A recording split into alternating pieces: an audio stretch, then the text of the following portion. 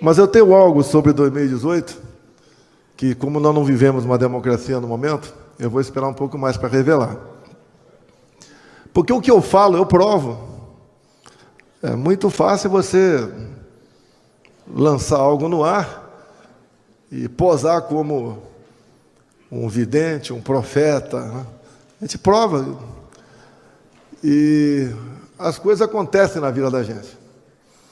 Se a facada tivesse sido fatal, o Haddad seria presidente da República.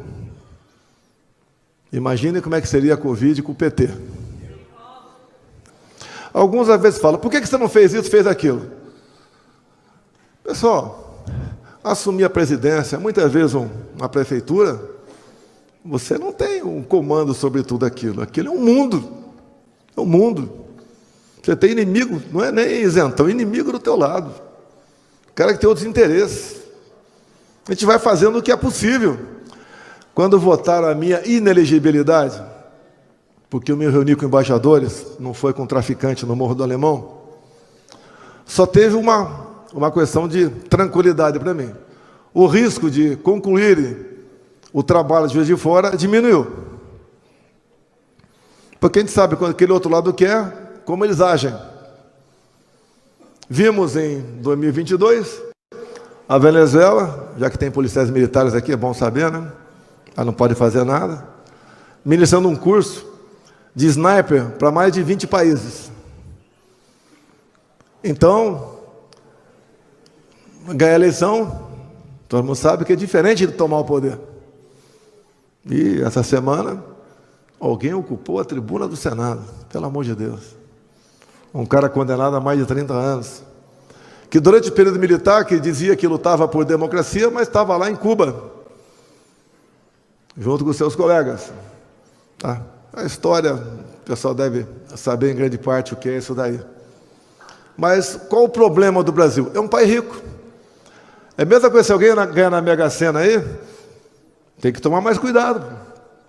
É o Brasil, é um país fantástico.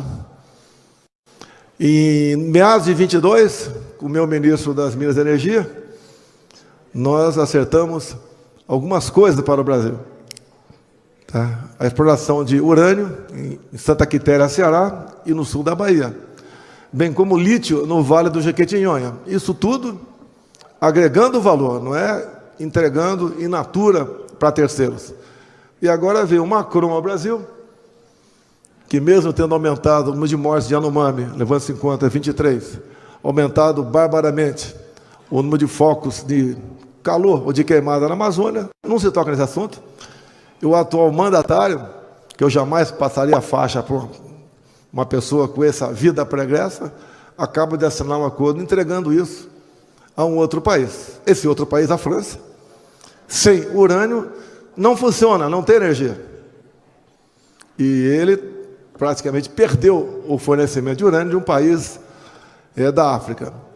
Aqui, por exemplo, eu não vim aqui dar lição em ninguém. Mas, por exemplo, alguém entregou a mina de nióbio aqui de Catalão. Temos 70% do nióbio de Araxá, que o governo do estado de Minas estava em dificuldade, queria se desfazer dela, e nós buscamos uma maneira de ficar conosco. E temos também em 6 Lagos, um regime cubano, venezuelano. Se ele é bem de vida, toma champanhe na Torre Eiffel. Bem, a história pode ser explicada por um coronel-chefe da inteligência de Fidel Castro, que resolveu fugir. E resolveu fugir por quê? Porque, segundo o relato desse coronel, depois nos Estados Unidos, ele falou um episódio acontecido há aproximadamente 20 anos, 15, 20 anos, onde foi descoberta uma rota de drogas, cocaína, aqui do nossos países aqui da América do Sul, que passava por Cuba e ia para os Estados Unidos. E aquele escândalo, Fidel Castro tinha que culpar alguém. Ele participava daquilo, mas queria culpar alguém. E lá, então, esse general Uchoa, que era o chefe do exército cubano, que era amigo de Fidel Castro desde o tempo que ele era os jovens da Serra Maestra, que planejavam tomar o poder em Cuba. Fidel Castro resolveu então com a sua justiça, levá-lo a julgamento. E ele foi condenado à morte. E esse coronel então, quando viu o Jean Uchoa caminhando em direção ao paredão, urinando nas calças, ele teve ali um choque de realidade e resolveu fugir. Fidel Castro o pegou, ficou 3 anos preso. A alimentação no presídio cubano é basicamente bolinho de terra, mas 3 anos depois ele resolveu ir para Miami e fez o livro. E contou uma coisa que é muito importante para vocês. Porque mais importante do que ter informação é saber como utilizá-la. Então temos 4 hotéis em Cuba, e quem foi, porventura, conhecer Cuba, né? É bacana. E ficou num desses 4 hotéis, ele foi filmado. Daí o cara fala, qual o problema? Se você for filmado na intimidade com a sua companheira, tudo bem. Você vai ficar chateado, né? Mas agora, se você levou um companheiro, a coisa começa a mudar um pouco de figura, mas está meio normal, né? Está meio normal. Se você resolveu consumir drogas, que lá tem, vamos lá. Mas se você abusou de crianças de 8, 9, 10 anos de idade, isso muda de figura, isso é muito comum lá. Então, o que a gente pode entender dessas pessoas que já foram a Cuba e hoje defendem o comunismo, né, com muita vontade, é porque são reféns do serviço secreto cubano. Parece que no Brasil acontece a mesma coisa. Quando a gente vê um chefe de Estado assinando qualquer coisa, não dando bola para nada, com toda certeza ele é refém de alguma coisa. Alguém acha que eu nunca fui convidado para fazer algo não compatível com a vida de quem é casado? Está profundamente equivocado. Se eu tivesse aceitado, seria refém. E por não ser refém, eu pude fazer a minha política. E fico em cima de calúnias. Matou a Marielle, sumiu com móveis, sumiu com joias, vacina, leite condensado, e por aí fora. De vez em quando, a baleia não acabou ainda, né? O inquérito foi despachado para arquivo, mas depende do Ministério Público. Só que, quando começou o processo da baleia, que foi a Marina Silva que deu início, aquela mulher fantástica das selvas, né? O MP mandou arquivar. Ela não gostou, ela recorreu, ficou na mão de outra pessoa, essa outra pessoa despachou favoravelmente. No momento, volta para o MP esse assunto aí. Eles querem, de toda maneira, não estão satisfeitos em tornar inelegível por reunir-se com embaixadores. Querem uma condenação. Tá? Querem esse fake news, o mal da história do Brasil, o golpista que pensou em usar a Constituição. Isso tudo a gente tem, né? Com provas do que aconteceu. Não tenho que dando recado para ninguém, longe disso. Tá? Mas nós estamos aí há 15 meses que o outro cara sem dedo só fala de mim. Eu sempre falo, né? Porra, o cara está recém-casado. Chega à noite em casa e fala para a esposa, né, recém-casada, eu te amo. E não Bolsonaro. O cara brocha, pô. A gente leva a brincadeira a muitas coisas, mas é uma realidade. Sempre, como estava ontem em Uberlândia, começou a chegar gente, a gente vai perguntando, né, está com a camisa da empresa, como é que está o volume de negócio da sua empresa? Os 3 foram unânimes, empresas diferentes, tem caído bastante. É a mesma coisa se eu todo dia tirar um grão de feijão do prato de vocês. Quando você acordar, você não tem força para mais nada, você vai ser meu escravo. É o que estão fazendo com a economia do Brasil. Perda de poder aquisitivo. Quando uma pessoa irracional fala barbaridade sobre o Holocausto e ataca o Estado de Israel, parece que propositalmente querendo romper as relações diplomáticas, não é a nossa Embraer que fica no chão. Toda aviônica nossa fica no chão. O agro vai sofrer com isso também, que muito insumo vem de Israel. É um festival de insanidade. E não sei o que leva essa pessoa a fazer isso. É uma política, no meu entender, de isolamento nosso. Todo mundo diz que os judeus têm dinheiro. Quem quer fazer negócio com o Brasil? Todo mundo perde. Estive agora há pouco numa cidade fantástica, Balneário Camboriú. Parece que eu já estive lá, mas não tinha andado nas ruas, né? Agora consegui andar um pouquinho. Mas é uma cidade fantástica, onde lá tem gente de vários tipos de negócio do Brasil. É o pessoal que mexe com o recurso. Até digo a vocês, indo para o encerramento aqui, estou passando a hora para o outro evento ali. Desculpa aqui, Amori. Quando você vota uma reforma tributária, você tem que buscar o deputado federal que votou sim e falar: me explica aí o que tem de bom na reforma tributária. E esse assunto eu tratei com o governador Jorginho de Santa Catarina, mandei um recado também para o Castro do Rio de Janeiro e também para o Tarcísio de São Paulo. Falta falar com o Ratinho. É eles que decidem, eu apenas falo. Vem agora a taxação de embarcações e aeronaves, que não tinha. Tem barco de 10 milhões, 20, 30 milhões. Quanto vai ser o IPVA desses barcos? E vão taxar uma embarcação que tu usa, em média, 40 dias por ano. Vai tocar um IPVA em cima disso? Que a Constituição abriu a brecha para isso daí. O aumento da carga tributária. A responsabilidade, já que estamos em anos de eleições, é de todos nós. A escolher bem os candidatos, para que, principalmente vereadores, né, para que eles cheguem a câmaras mais altas e possam realmente proporcionar dia melhor para todos nós. Eu fui o único presidente da história do Brasil que diminuiu a carga tributária.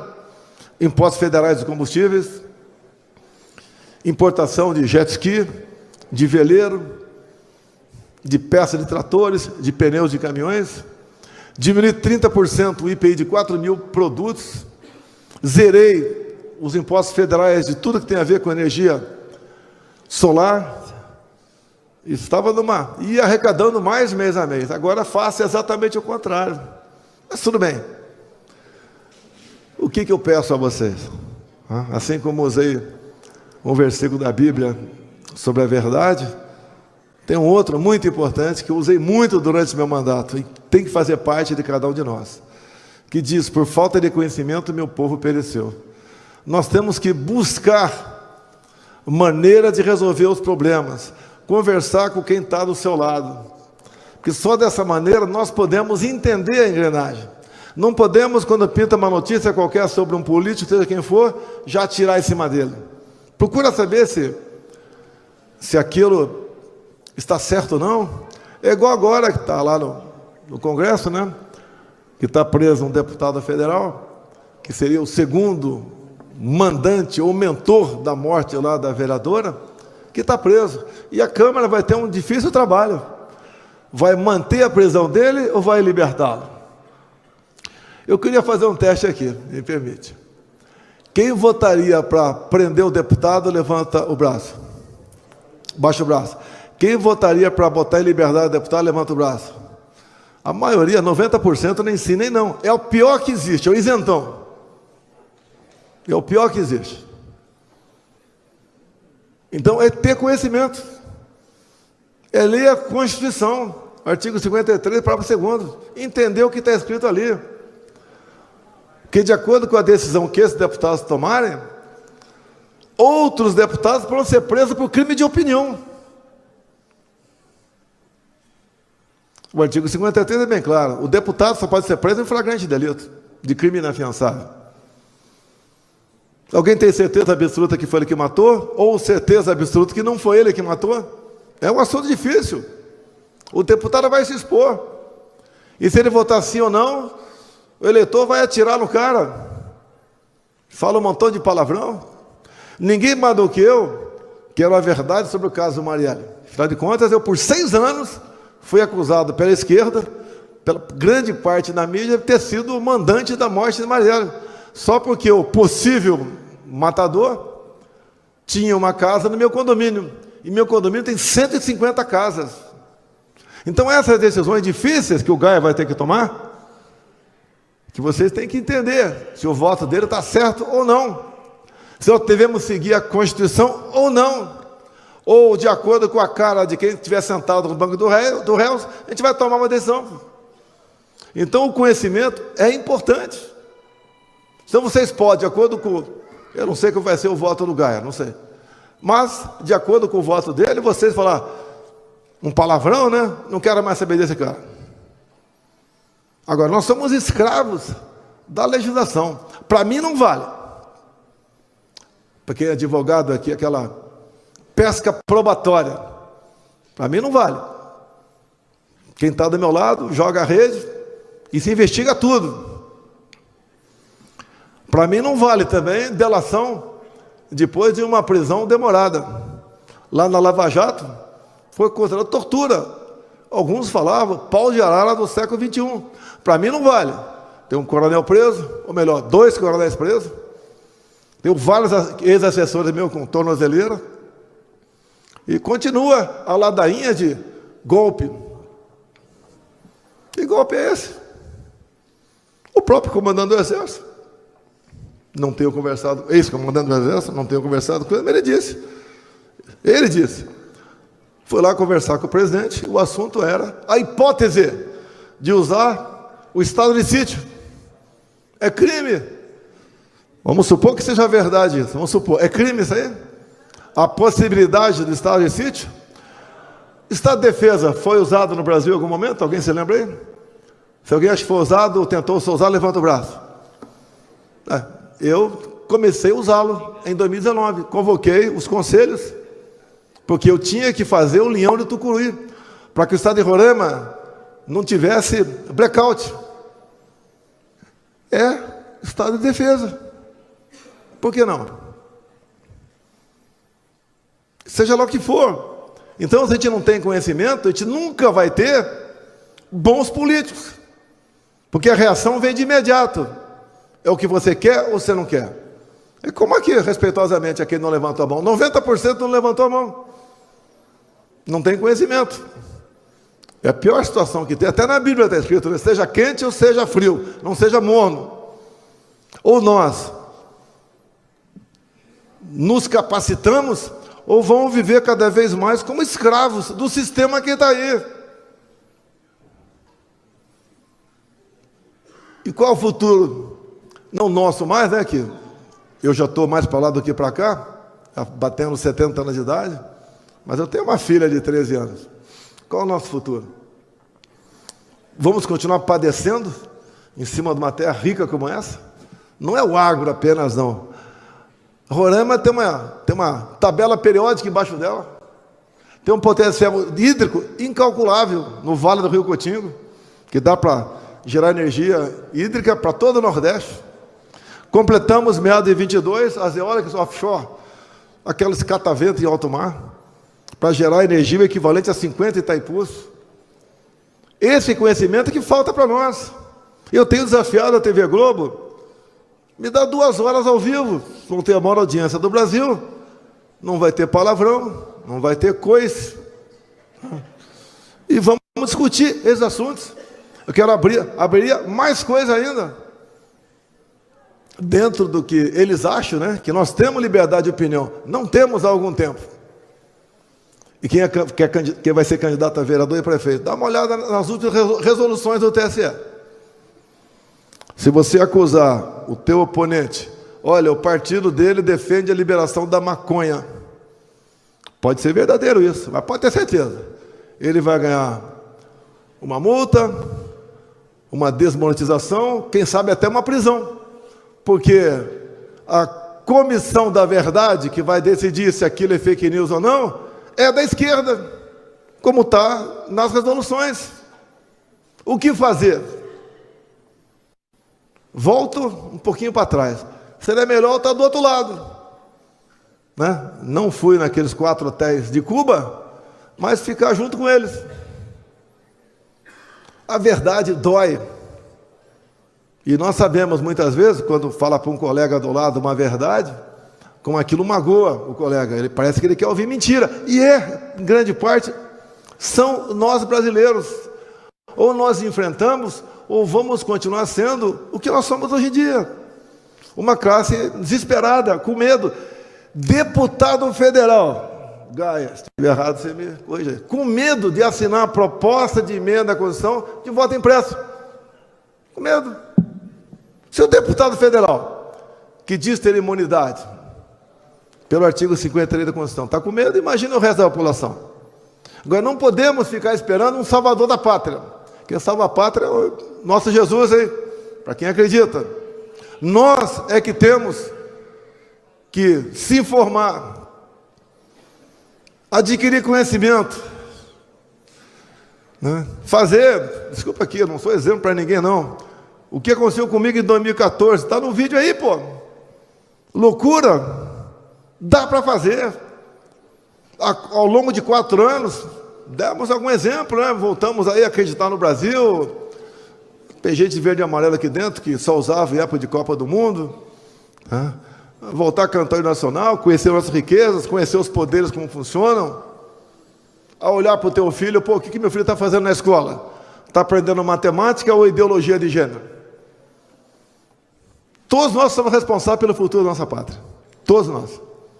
Eu só estou enrolando um pouquinho aqui, desculpa aí, Maurício. Está passando o tempo, né? Vamos para outro evento aqui, que é tão importante quanto esse. Quer dizer, não é tão importante, porque aqui eu recebi alguma coisa, lá não vou receber nada. Mas muito obrigado a todos vocês por esse momento, por essa oportunidade. Valeu!